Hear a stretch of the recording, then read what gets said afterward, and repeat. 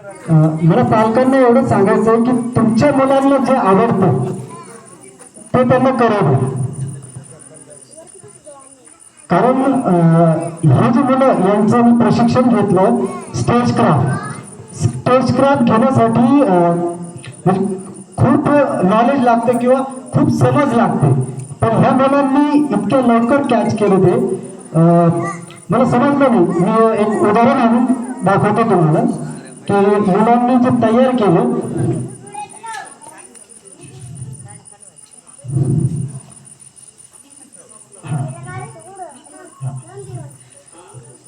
हे प्रॉपर रंगमंच त्यांनी तयार केलं.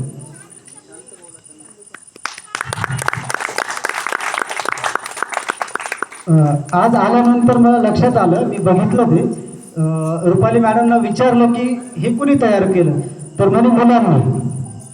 तर हे शिकण्यासाठी आमचे वर्ष जातात की ह्या गोष्टी समजण्यासाठी. आणि त्यांनी या ठिकाणी सगळ्या गोष्टी लिहिलेल्या पण आहेत. डेडलाईन हा शब्द जो असतो मला 1 वर्षानंतर माहीत झाला होता, जेव्हा मी थिएटर जॉईन केलं होतं की डेडलाईन नावाचा एखादा प्रकार असतो.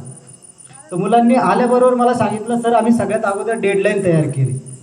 तर डेडलाईन म्हणजे काय की रंगमंचाच्या ती डेडलाईन असते, त्याच्या पुढं जायचं नसतं.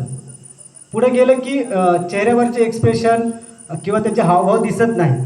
तर हे मुलांना जर ह्या वयात कळत असेल तर अजून तर त्यांच्या म्हणजे खूप शिकतील लवकर. मला पालकांना हे सांगायचं आहे की रुपाली मॅडमनी जे उपक्रम या ठिकाणी सुरू केलेला आहे त्याला तुम्ही सपोर्ट करा आणि बस तुमच्या मुलांना त्यांच्याकडे पाठवा. त्यांच्याकडं म्हणजे मुलांमध्ये पण खूप प्रतिभा आहे, सगळ्यांना शिकायची इच्छा आहे. आणि जसं अन्सारी सरांनी सांगितलं की गंगापूर या शहरातून आपल्या गावातून एखादं नाटक किंवा त्याला बालनाट्य म्हणता येईल, एखादं नाटक बालनाट्य बसून रंगमंचावर या मुलांनी सादर करावं. सर जसं ग्रामीण भागातून मुंबईपर्यंत पोहोचले, आपलेही मुलं मुंबईपर्यंत जाऊ शकतात.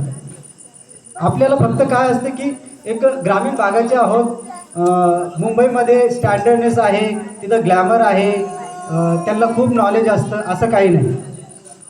सगळेजण असेच शिकत जातात, एक स्टेप आणि तिथपर्यंत पोहोचतात. तर पालकांना एकच विनंती आहे की या उपक्रमाला तुम्ही सपोर्ट करा. आणि रुपाली मॅडम तुमचं खूप खूप धन्यवाद, तुम्ही मला या ठिकाणी बोलवलं.